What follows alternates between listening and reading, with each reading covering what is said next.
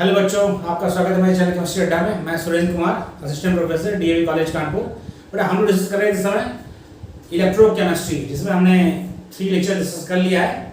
आज हम लोग 4th लेक्चर डिस्कस करने जा रहे हैं और इसमें हम लोग डिस्कस करेंगे बेटा इलेक्ट्रोलिटिक सेल के बारे में, इलेक्ट्रोलिसिस के बारे में। तो आपको मैं बता दूं कि इस चैप्टर में खास बात क्या आपको इस लेक्चर से ध्यान रखना है, इसमें आपको बहुत सी चीज़ें याद रखनी है।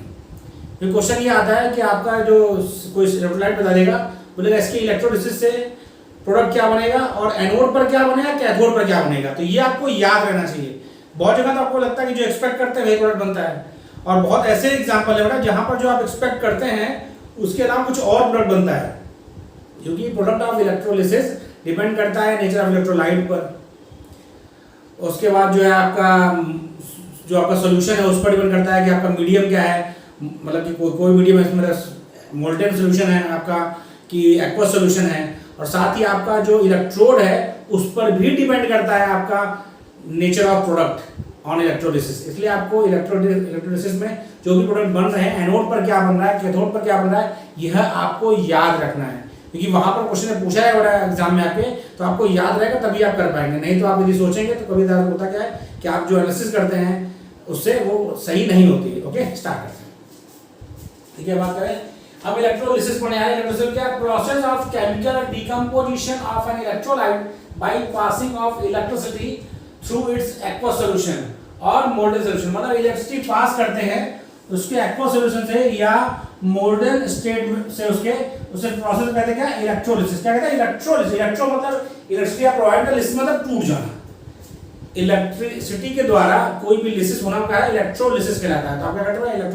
इलेक्ट्रोलिटिक सेल होती है जिसमें इलेक्ट्रोलाइट भरा होता है, इलेक्ट्रोड्स होते हैं, इलेक्ट्रिसिटी पास की जाती है, वो अपने कैटायन और आयन में टूटते हैं और अलग अलग इलेक्ट्रोड पर डिस्चार्ज होते हैं। कैटायन पर अलग आपका एटम डिस्चार्ज होगा और एनायन पर अलग। तो प्रोडक्ट्स आपको याद रखने हैं। ओके, आगे बात करते हैं। तो इलेक्ट्रोलिटिक आपका जो डिवाइस है, device in which electrolysis is carried out is called electrolytic cell. जिस सेल में यह इलेक्ट्रोलिसिस रिएक्शन होती है उस डिवाइस या उस सेल को कहते हैं इलेक्ट्रोलिटिक सेल। क्या कहते हैं बेटा? Electrolytic cell. तो बेटा देखिए, इलेक्ट्रोलिटिक सेल में 2 पार्ट में डिवाइड किया है। मतलब 2 तरह की चीजें हमें ध्यान रखनी है, 2 तरह क्वेश्चन भी बनते हैं। पहला क्या है? क्वालिटेटिव एस्पेक्ट, मतलब क्या क्वालिटी होगी। क्वालिटेटिव एस्पेक्ट में क्या है? हु विल ऑक्सीडाइज और रिड्यूस। इसमें हम डिस्कस करेंगे कौन ऑक्सीडाइज हो रहा है और कौन रिड्यूस हो रहा है। फिर तो इसके फैक्टर कौन से होंगे, बेटा मैं इसमें लिखना है कौन ऑक्सीडाइज हो रहा है और कौन रिड्यूस हो रहा है। मतलब एनोड पर कौन बन रहा है, कैथोड पर क्या बन रहा है। यहां हम डिस्कस करेंगे इसमें क्वालिटेटिव एस्पेक्ट्स में। जबकि क्वांटिटेटिव एस्पेक्ट में हम लोग पढ़ेंगे हाउ मच, मतलब उसकी मात्रा पढ़ेंगे, कितनी मात्रा में बाई वेट, कितना वेट डिस्चार्ज हो रहा है, मतलब एटम का हो रहा है, कितना वॉल्यूम है, या कितना करंट लग रहा है या फिर उत्पन्न हो रहा है, या कितना टाइम लग रहा है। तो यहाँ हम पढ़ेंगे हाउ मच, और इसके लिए हम लोग 2 लॉ भी पढ़ेंगे, Faraday first law and Faraday second law. ये हम करेंगे कहाँ? क्वांटिटेटिव एस्पेक्ट्स में सब डिस्कस करेंगे। आज हम डिस्कस करने जा रहे हैं इसका पहला एस्पेक्ट क्वालिटेटिव एस्पेक्ट। इसमें डिस्कस करेंगे हु विल ऑक्सीडाइज और हु विल रिड्यूस। इसमें कौन-कौन से फैक्टर पार्टिसिपेट करते हैं वो लिखा है। फैक्टर अफेक्टिंग, पहला आपका इलेक्ट्रोलाइट। इलेक्ट्रोलाइट के नेचर पर डिपेंड करेगा कि कौन ऑक्सीडाइज होगा, कौन रिड्यूस होगा। भाई जैसा इलेक्ट्रोलाइट होगा उस हिसाब से आपका प्रोडक्ट होगा। दूसरा आपका मीडियम। मीडियम आपका एक्वस मीडियम है, मोल्टेन स्टेट है, इस पर भी प्रोडक्ट डिफर करेंगे कि मीडियम आपका एक्वस है या सिर्फ आपने 60 को क्या कर दिया है, हाइड्रोजन हीट करके उसे पिघला दिया है मोल्टेन स्टेट में। तीसरा आपका इलेक्ट्रोड। इलेक्ट्रोड आपका इनर्ट होगा तो प्रोडक्ट अलग होगा और रिएक्टिव होगा तो प्रोडक्ट अलग होगा। तो इन सारे फैक्टर्स के साथ हम लोग स्टार्ट करते हैं इलेक्ट्रोलिसिस ऑफ इलेक्ट्रोलाइट। इसमें हमें बार-बार मैं रिपीट कर रहा हूं कि आपको प्रोडक्ट्स याद रखने हैं। प्रोडक्ट्स याद रखना सबसे आसान तरीका है। समझने के लिए आपको बहुत का स्टैंडर्ड हाइड्रोजन मतलब स्टैंडर्ड रिडक्शन प्रोसीजर सबका याद करना पड़ेगा, वो एक टिपिकल काम है। सबसे आसान तरीका क्या है? 8-9 आपके कुल लेते इलेक्ट्रोलाइट्स के ज्यादा पूछे जाते हैं जो एनसीईआरटी में दिए हैं और बाकी जो बुक्स में स्टैंडर्ड दिए हैं उन्हीं को मैंने सिर्फ कंसीडर किया है। उनके प्रोडक्ट आप याद रखिए, ज्यादातर वही पूछे जाते हैं। तो हम इसमें करते हैं पहले कि सेल को रिप्रेजेंट कैसे करते हैं। जो आपका इलेक्ट्रोलिटिक सेल होता है उसे कैसे रिप्रेजेंट करते हैं, लेकिन तरीका वही है बेटा। पहले होगा आपका एनोड, वहां भी यही था जब हम लोग इलेक्ट्रो केमिकल सेल पढ़ रहे थे, वहां भी पहले एनोड, फिर एनोड प्रोडक्ट, फिर आपका मीडियम के साथ इलेक्ट्रोलाइट, फिर आपका कंसंट्रेशन उसका भी दिया रहेगा, फिर आपका टेम्परेचर दिया रहेगा, ये बीच में रहेगा जहां पर था आपका साल्ट ब्रिज, फिर कैथोड प्रोडक्ट और देन कैथोड। ओके, आगे बात करते हैं। हम पहला डिस्कस कर रहे हैं इलेक्ट्रोलिसिस ऑफ मोल्टेन NaCl, इसका हम लोग डिस्कस करने जा रहे हैं, इलेक्ट्रोलिसिस इसकी बात करेंगे हम लोग। ओके बेटा, ठीक। तो उसमें देखिए क्या है, ये आपने इलेक्ट्रोलिसिस सिंपल बना रखी है। इसमें आपका मोल्टेन NaCl लिया गया है। जब इलेक्ट्रिसिटी पास होगी बेटा तो क्या होगा, इसमें देखिए ध्यान रखिए, टर्मिनल पर आपको ध्यान रखना पड़ेगा। जब हम लोग ने इलेक्ट्रोकेमिकल सेल पढ़ी थी या गैल्वेनिक सेल पढ़ा था, तो एनोड हमारा क्या था, निगेटिव टर्मिनल था और कैथोड हमारा पॉजिटिव टर्मिनल था। लेकिन इलेक्ट्रोलिटिक सेल में रिवर्स हो जाता है, एनोड आपका पॉजिटिव टर्मिनल होता है और कैथोड आपका निगेटिव टर्मिनल होता है। ये आपको चीज बारीक ध्यान रखनी है कि इलेक्ट्रोकेमिकल सेल में एनोड होता है निगेटिव टर्मिनल और कैथोड होता है पॉजिटिव टर्मिनल, लेकिन इलेक्ट्रोलाइटिक सेल में एनोड होता है पॉजिटिव टर्मिनल और कैथोड होता है निगेटिव टर्मिनल। मैंने लिख दिया ताकि आपको ध्यान रहे। तो निगेटिव टर्मिनल या एनोड पर क्या होगा, आपको पता है, हमेशा था कि एनोड पर होता है ऑक्सीडेशन। क्या होता है बेटा, ऑक्सीडेशन। तो जो आपका मोल्टेन NaCl था वो ब्रेक होगा किसमें, Na+Cl- में। तो Cl- अपना एक इलेक्ट्रॉन लॉस करके हाफ Cl2 बनाता है। क्या बनाता है, हाफ Cl2। तो यह हाफ फॉर्म हो रहा है या फॉर्म हो रहा है एनोड पर, क्योंकि यहाँ हो रहा है ऑक्सीडेशन। और निगेटिव टर्मिनल जो कि आपका कैथोड है, वहां हो रहा है रिडक्शन। क्या हो रहा है, रिडक्शन। आप ये हमेशा ध्यान रखिए, एनोड पर हमेशा होगा ऑक्सीडेशन, कैथोड पर हमेशा होगा रिडक्शन। कि मोल्टेन NaCl था उसमें वाटर नहीं था। एक्वस NaCl का जो इलेक्ट्रोलिटिक प्रोडक्ट होगा वो अलग होगा। आपसे पूछा जाएगा तो आप क्वेश्चन पढ़ने में ध्यान देंगे कि वह क्या लिख रहा है, मोल्टेन NaCl का प्रोडक्ट पूछ रहा है या एक्वस NaCl का पूछ रहा है। एक्वस NaCl इसके बाद में डिस्कस करेंगे। तो मोल्टेन NaCl में बेटा एनोड पर मिलेगा आपका Cl2 गैस और कैथोड पर आपको मिलेगा सोडियम सॉलिड। कोई लिखा है मोल्टेन NaCl की रेडिएशन आएगी तो एनोड पर Cl2 गैस और कैथोड पर सोडियम।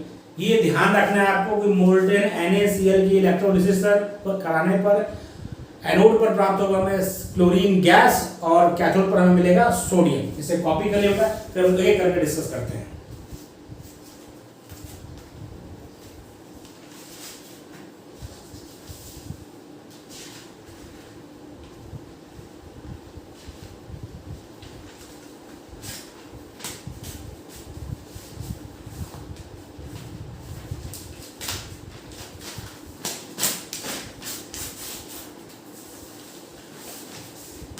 कॉपी कर लेगा,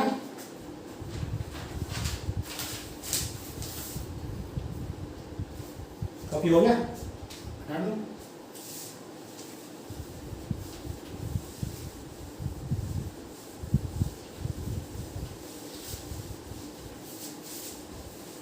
तो आपको इसमें प्रोडक्ट्स याद रखने हैं, ये आपको मैं बता रहा हूँ बार बार, इसको ध्यान रखिएगा।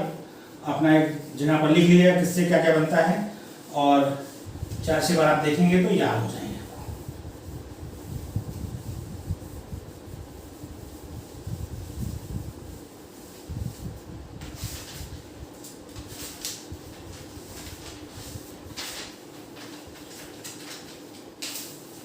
देखिए, यदि हम कराते हैं दूसरा हमारा जो है वो है electrolysis of aqueous NaCl solution. यदि आप एक्वस NaCl का इलेक्ट्रोलिसिस कराते हैं तो क्या प्रोडक्ट बनेगा, वह मोल्टेन NaCl के प्रोडक्ट से डिफर होगा। क्या बनेगा बेटा, देखिए ये आपको ध्यान रखना है। क्या बनेगा, एनोड पर बनेगा Cl2 और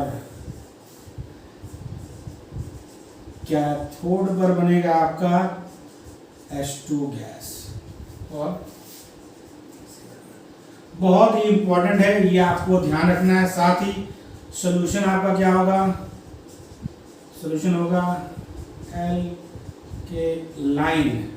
क्यों, due to formation of NaOH।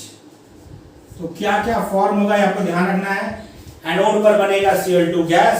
जब हम एक्वस NaCl का इलेक्ट्रोलिसिस कराएंगे तो एनोड पर हमें क्लोरीन गैस प्राप्त होगी, कैथोड पर हाइड्रोजन गैस प्राप्त होगी, सॉल्यूशन अल्कलाइन होगा क्योंकि NaOH का फॉर्मेशन होगा। ओके, इतनी चीज आपको क्या करना पड़ेगा, याद रखनी। मैं फिर कह रहा हूं, याद रखनी है। आगे हम बात करें तीसरा हमारा इलेक्ट्रोलिसिस आपको बताना जा रहे हैं वो है electrolysis of aqueous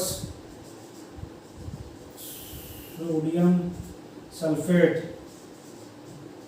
using platinum electrode. देखिए बेटा यहाँ क्या होगा, एनोड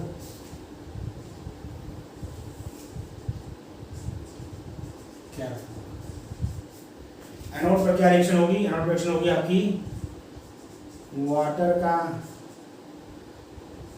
ऑक्सीडेशन होगा, इलेक्ट्रॉन रिलीज करेगा और 4H-। ये रिएक्शन मैं आपको लिखवा दे रहा हूं, यानी क्या फॉर्म हो रहा है, एनोड जो प्रोडक्ट है, कोई कंफ्यूजन नहीं, वह ऑक्सीजन गैस है। क्या बेटा, ऑक्सीजन गैस है। यदि आप एक्वस सोडियम सल्फेट का आप कराते हैं, एक्वस सोडियम सल्फेट की इलेक्ट्रोलिसिस करा रहे हैं प्लैटिनम इलेक्ट्रोड के साथ, तो आपका एनोड पर प्राप्त होगा आपको ऑक्सीजन गैस, और कैथोड पर जो प्राप्त होगा उसकी रिएक्शन देखिए, 2H2O plus 2EH2 plus 2OH minus, और ये क्या होगा, यानी कैथोड प्रोडक्ट जो है वह पर क्या है, वो H2 गैस है। ओके, और सॉल्यूशन क्या होगा, एसिडिक होगा। इतना पॉइंट आपको ध्यान रखना है कि एक्वस सोडियम सल्फेट का इलेक्ट्रोलिसिस कराने पर एनोड पर प्राप्त होगा ऑक्सीजन गैस, कैथोड पर प्राप्त होगा हाइड्रोजन गैस, सॉल्यूशन एसिडिक होगा, पीएच 7 से कम होगा। तो इतनी बात आपको ध्यान रखनी है, वही चीज मैं आपको बता रहा हूँ, जो आपको बताया जा रहा है उसे आपको ध्यान रखना है। ओके, उधर कॉपी कर लिया बेटा, सर कॉपी हो गया। ये 3 इलेक्ट्रोलिसिस आपको मैं बता दी, हम अगली बात करते हैं नेक्स्ट इलेक्ट्रोलिसिस की।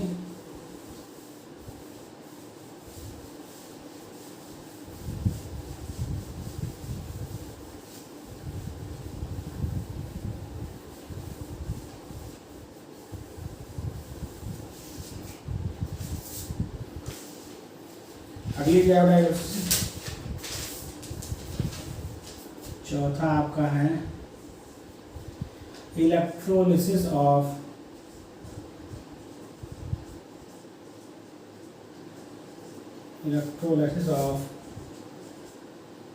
aqueous copper sulfate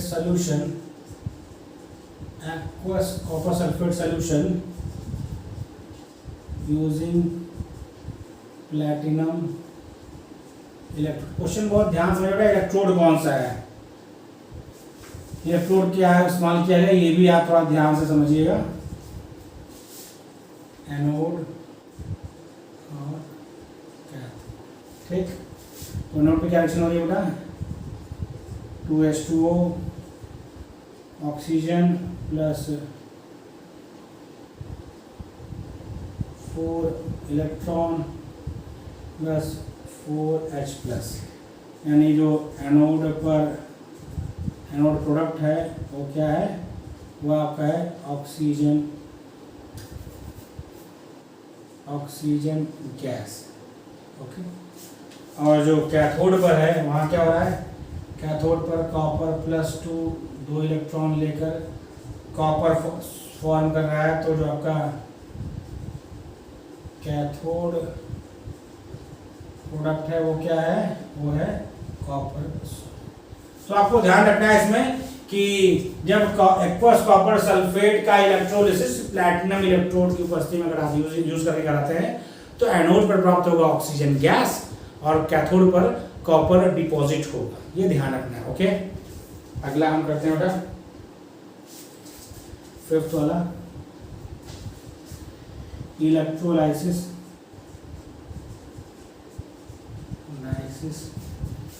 of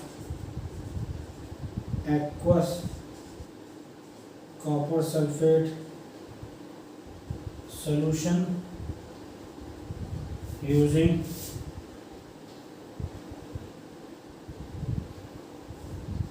copper active electrode। इसमें एनोड पर क्या होगा, कॉपर। ये बड़े कौन कॉपर, तो ये होता है इम्प्योर कॉपर। क्या होता है, इम्प्योर। तो ये रिफाइनिंग यूज करते हैं, क्या यूज करते हैं, used in refining of copper. ठीक है, ये इम्प्योर कॉपर होता है जो क्या होगा, ऑक्सीडाइज होगा। और कैथोड पर क्या होता है बेटा, 2 इलेक्ट्रॉन लेकर कॉपर +2 2 इलेक्ट्रॉन लेकर रिड्यूस हो जाता है। तो ये क्या होता है, ये होता है प्योर। क्या होता है, प्योर। और ये वाला क्या होता है, इम्प्योर। तो electrolysis of aqueous copper sulphate solution की होता क्या है, इलेक्ट्रोलिसिस कराते हैं जिसमें इम्प्योर कॉपर की रॉड होती है, उसको मोटा सा रॉड होता है, उसे बनाते हैं एनोड। और प्योर कॉपर की पतली सी रॉड होती है, शीट होती है, जिसको बनाते हैं कैथोड। और सोल्यूशन क्या होता है, सोल्यूशन होता है कॉपर सल्फेट का। फिर जब उसमें इलेक्ट्रिसिटी पास करते हैं तो होता क्या है, जो इम्प्योर रॉड थी आपकी, वो उसमें कॉपर क्या होता है, ऑक्सीडाइज होता है। धीरे धीरे क्या होगा, वो रॉड आपकी क्या हो जाएगी, वो उसका वेट कम होता रहेगा। तो जो होगा आपका इम्प्योरिटी जहाँ पर एनोड होगा उसके बॉटम में आ जाएगी, वहाँ से कॉपर ऑक्सीडाइज होगा और वह जाकर कहाँ रिड्यूस होगा, वह सोल्यूशन में रहेगा। और सोल्यूशन से कॉपर जो है कैथोड पर रिड्यूस हो जाएगा। तो धीरे धीरे क्या होगा, आपकी इम्प्योर जो रॉड आपकी है वो धीरे धीरे गलने लगेगी, मतलब क्या होने लगेगी बड़ा, डिजोल्व होने लगेगी। और जो आपकी पतली सी शीट थी कैथोड प्योर कॉपर की, वो धीरे धीरे उसका वेट बढ़ने लगेगा। यह प्रोसेस यूज करते हैं रिफाइनिंग ऑफ कॉपर में। कहाँ यूज करते हैं, रिफाइनिंग ऑफ कॉपर में। कॉपी कर लिया, इधर देखिए। नेक्स्ट आपका देखते हैं, बेटा कॉपी हो गया।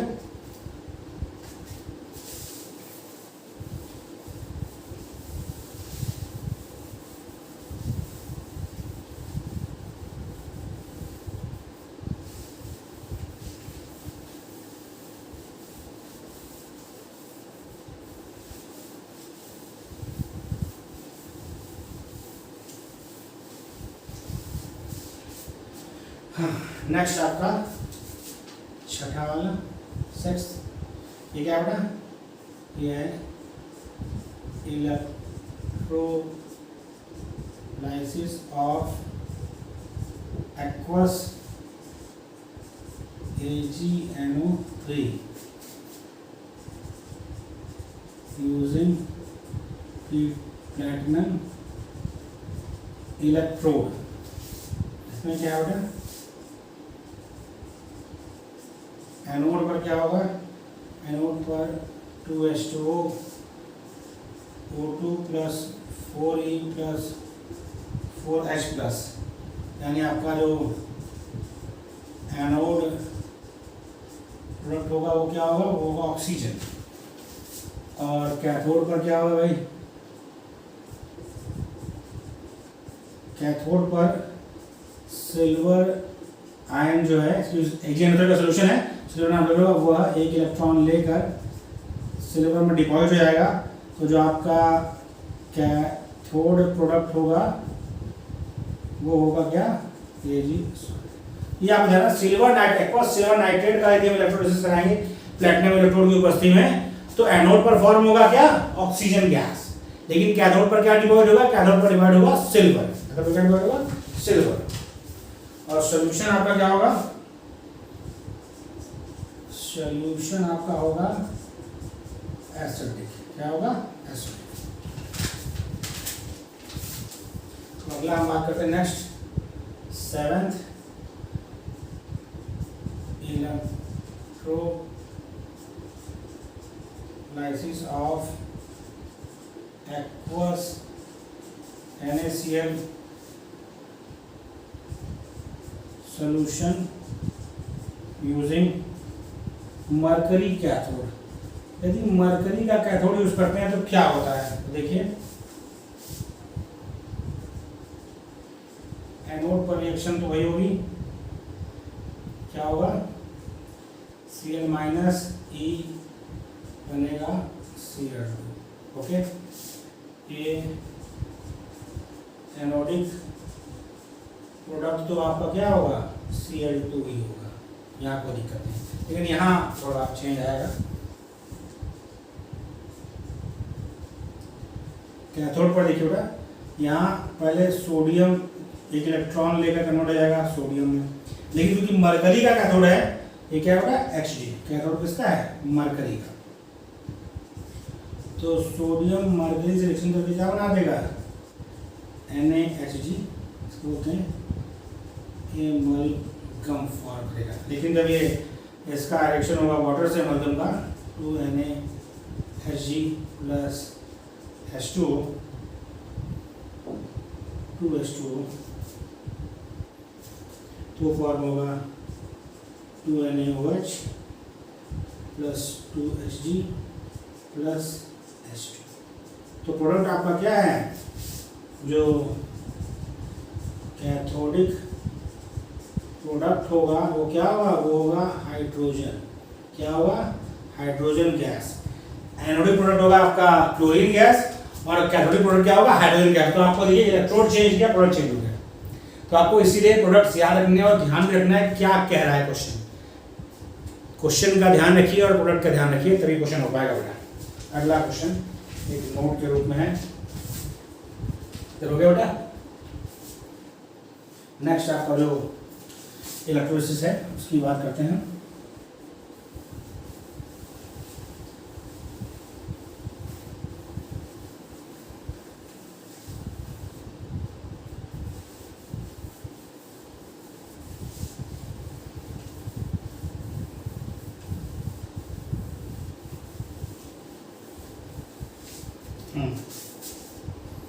अगला बेटा क्या है,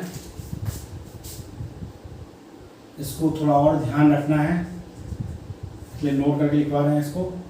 electrolysis of concentrate solution of sulfuric acid H2SO4 using platinum electrode।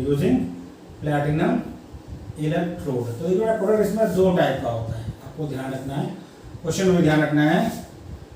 By current of normal charge density,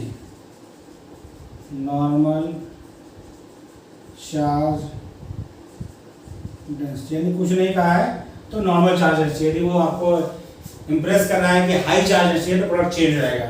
इसमें बेटा आपका पहले हम एनोड लिखते हैं। एनोड पर फॉर्म होगा ऑक्सीजन गैस और कैथोड पर फॉर्म होगा हाइड्रोजन गैस। तो अब क्या है, नॉर्मल चार्ज डेंसिटी है तो concentrate solution of sulphuric acid का यदि आप इलेक्ट्रोलिसिस कराएंगे तो एनोड पर बनेगा ऑक्सीजन और कैथोड पर बनेगा क्या, हाइड्रोजन। लेकिन by current of high charge density, by current of high charge density, तो कैथोड पर फॉर्म होगा हाइड्रोजन गैस और एनोड पर बनेगा H2SO8। इसके लिए आपको ऑप्शन और क्या मिल सकता है, इसकी क्या मिल सकता है ऑप्शन, इसको क्या कहते हैं, इसको बोलते हैं मार्शल्स एसिड, बोलते हैं मार्शल्स एसिड। ठीक, थोड़ा इतना आपको इलेक्ट्रोलिसिस में ध्यान रखना है। इतना क्या है, इलेक्ट्रोलिसिस में आपको ध्यान रखना है। ओके, अब इसमें आगे देखिए, इसी में आगे क्या है, द डिस्टिलेशन ऑफ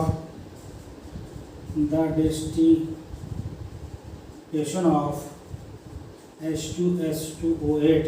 बड़ा ये हाइड्रोजन पेरोक्साइड बनाने का अभिक्रिया वो भी है, with water मेथड नोट है हाइड्रोजन ऑक्साइड बनाएगा water yields H2O2 and H2SO H2O2 and H2SO4 मैंने कॉपी कर लिया तो रिएक्शन में इधर लिख देता हूँ क्योंकि हाइड्रोजन पेरोक्साइड जो बनता है वह सल्फ्यूरिक एसिड से बनता है तो उसमें आपको बाई प्रोडक्ट भी ध्यान रखना है क्या बना कैसे बना।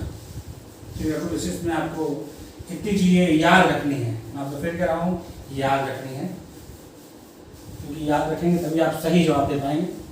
बाकी उसमें कॉन्सेप्ट वाला है वो उसमें ज़्यादा वेरिएशन आपको फिर बहुत पूरी सीरीज याद रखनी पड़ेगी कौन किसके ऊपर है कौन किसके नीचे है उससे अच्छा है आप प्रोडक्ट याद रख लीजिए। H2S2O8 प्लस 2H2O बनेगा 2H2SO4 प्लस H2O। अब हम अगला जो डिस्कस करते हैं हमारा क्या है हमने डिस्कस किया अभी क्वालिटेटिव एस्पेक्ट्स यानी क्या बनेगा कौन ऑक्सीडाइज होगा कौन रिड्यूस होगा एनोड पर क्या प्रोडक्ट बनेगा और कैथोड पर क्या प्रोडक्ट बनेगा। अब हम बात करते हैं कितना बनेगा यानी क्वांटिटेटिव एस्पेक्ट्स की बात करते हैं यानी हम डिस्कस करते हैं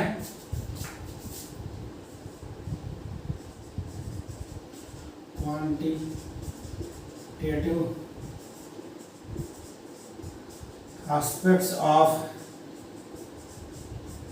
electrolysis quantitative aspects of electrolysis और उसमें हम डिस्कस करेंगे सबसे पहले क्या करेंगे पहले समझिए थोड़ा चीज़ों को हम चार्ज ऑफ 1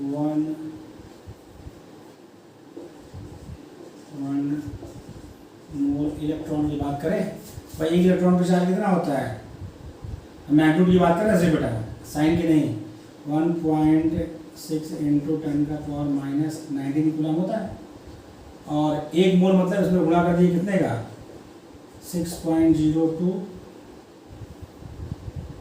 इंटू 10⁻23 तो ये आपका आएगा 96487 कूलम ये हम लोग यूज़ करेंगे ज़्यादातर 96500 कूलम इसी को बोलते हैं क्या बोलते हैं 1 फैराडे स्क्वायर क्या होता है 96500 कूलम ये एक मोल इलेक्ट्रॉन का चार्ज है क्या होता है एक मोल इलेक्ट्रॉन पर चार्ज है। ऐसा देखिए इसको समझिए यदि आपका सोडियम प्लस है और ये इलेक्ट्रॉन लेता है इलेक्ट्रॉन लिया सोडियम में कन्वर्ट हो गया जब मोल में बात करें तो एक मोल ये है एक मोल ये है और एक मोल ये बना इसका मतलब चार्ज कितना हो गया ये हो गया 1 फैराडे क्या हो गया 1 फैराडे कितना हो गया 1 फैराडे और कितना हो गया 1 फैराडे हो गया कितने मोल हो गया ये आपका हो गया एक मोल हो गया आपका। इसी तरह यदि आप बात करेंगे तो Al+3 3 इलेक्ट्रॉन लेगा और Al सॉलिड में चला जाएगा रिड्यूस जाएगा ना तो ये कितना लेगा ये लेगा 3 फैराडे तब ये 1 मोल बनेगा क्या होगा 3 फैराडे लेगा तब ये 1 मोल बनेगा और ये क्या है 1 मोल आयन है। इस तरह आपको रिलेट करना है हम इसी के लिए लॉ पढ़ने जा रहे हैं तो रिलेशन वही होगा 1 मोल ऑफ इलेक्ट्रॉन का चार्ज कितना होगा वो होगा आपका 96500 कूलम या 1 फैराडे क्या बोलते हैं उसको 1 फैराडे। अब हम डिस्कस करते हैं फैराडे फर्स्ट लॉ वैसे कॉपी कर लिए फैराडे फर्स्ट लॉ दो लॉ हमें फैराडे पढ़ने होगा फर्स्ट लॉ सेकंड लॉ इस लेक्चर हम लोग फर्स्ट लॉ पढ़ेंगे नेक्स्ट लेक्चर हम लोग सेकंड लॉ पढ़ेंगे और क्वेश्चंस करेंगे और क्या करेंगे क्वेश्चंस करेंगे फैराडे लॉ पर क्योंकि फैराडे लॉ पर क्वेश्चन अक्सर आते हैं कंपटीशन में आपके पीजीटी में खूब क्वेश्चन पूछा गया फैराडे लॉ पर तो हम लोग क्वेश्चंस करेंगे। हम डिस्कस कर रहे हैं Faraday first law Faraday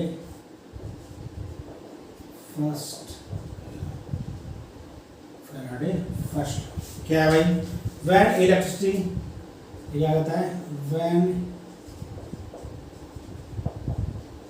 electricity is passed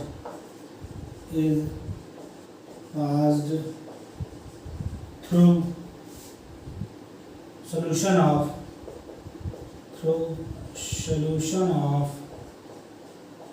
electrolyte,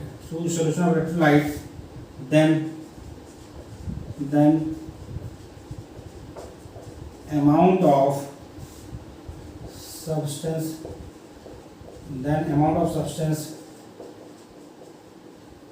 discharge on electrode is directly proportional to the quantity of charge pass through solution। अब क्या कह रहा है, यदि ये किसी इलेक्ट्रोलिटिक सॉल्यूशन में क्या होता है, किसी इलेक्ट्रोलिटिक सॉल्यूशन में क्या हो रहा है, आप जो है चार्ज पास कर रहे हैं तो कितना अमाउंट डिपॉजिट होगा, कितना होगा, वह डायरेक्टली प्रोपोर्शनल टू उस चार्ज होगा जितना उस सॉल्यूशन में पास किया गया। तो वही कह रहा है कि when electricity is passed through a solution of electrolyte, then amount of substance discharge is directly proportional to the quantity of charge passed through the solution। solution के थ्रू जितना चार्ज पास करेंगे उसके directly proportional to substance discharge होगा। जैसे देखिए, यानी हम W की बात करें तो W इज प्रोपोर्शनल टू होगा Q। Q क्या बेटा आपका, यहाँ पे Q आपका है चार्ज, क्या है, चार्ज। और Q क्या होता है, Q होता है आपका W proportional to I into T। I क्या बेटा, I आपका है करंट इन एम्पियर और T है आपका टाइम इन सेकंड। क्यों, क्योंकि चार्ज आपका होता है कूलम में। ओके, अब यदि इसको हटाएंगे तो W इक्वल टू आता है बेटा ZIT। W equal to ZIT और Z को बोलते हैं केमिकल इक्विवेलेंस और Z इक्वल टू होता है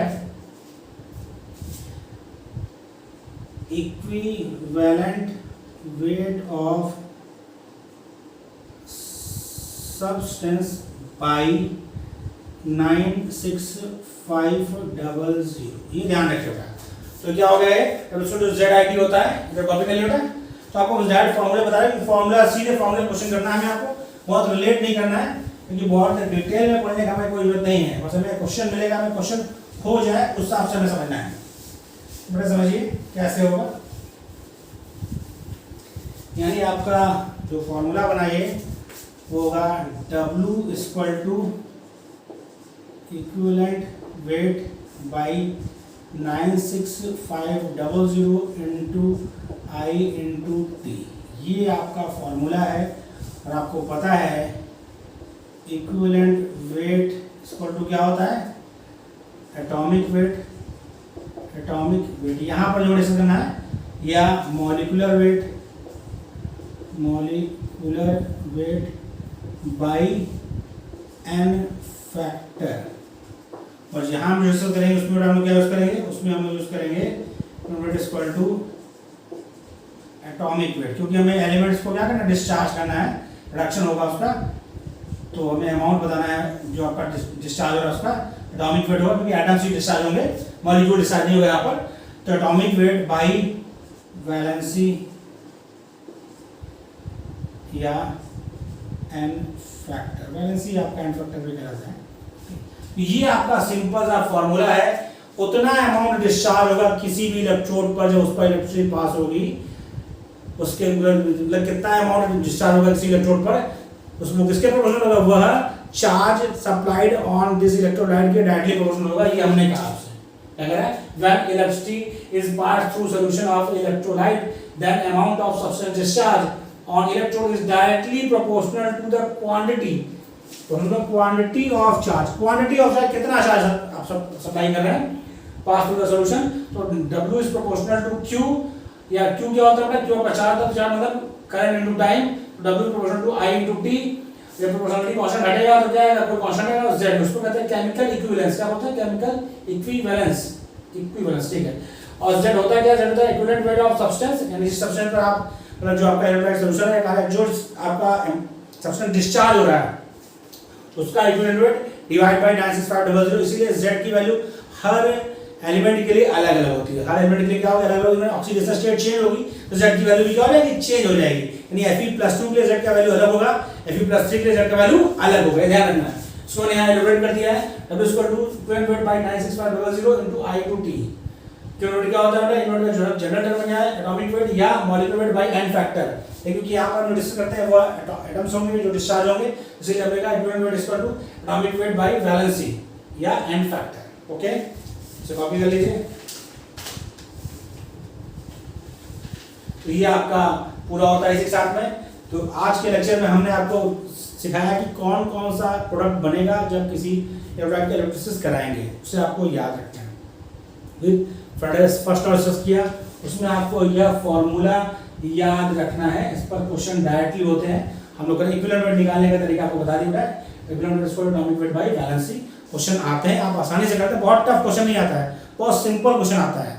थोड़ी सी आपने क्वेश्चन की प्रैक्टिस कर रखी है इस टाइप क्वेश्चन की, तो वहाँ आपसे क्वेश्चन मुझे लगता है बहुत ज़्यादा 15 से 20 सेकंड में हो जाएगा, क्योंकि आपको कोई फॉर्मूला लेकिन आपको डायरेक्ट कैलकुलेशन करना और दे देना आंसर। तो आपको वीडियो कैसा लगा कमेंट बॉक्स में मैसेज करें और ज़्यादा लाइक और शेयर करें। बट अभी तक आपने चैनल को सब्सक्राइब नहीं किया तो प्लीज़ सब्सक्राइब करें। Thank you.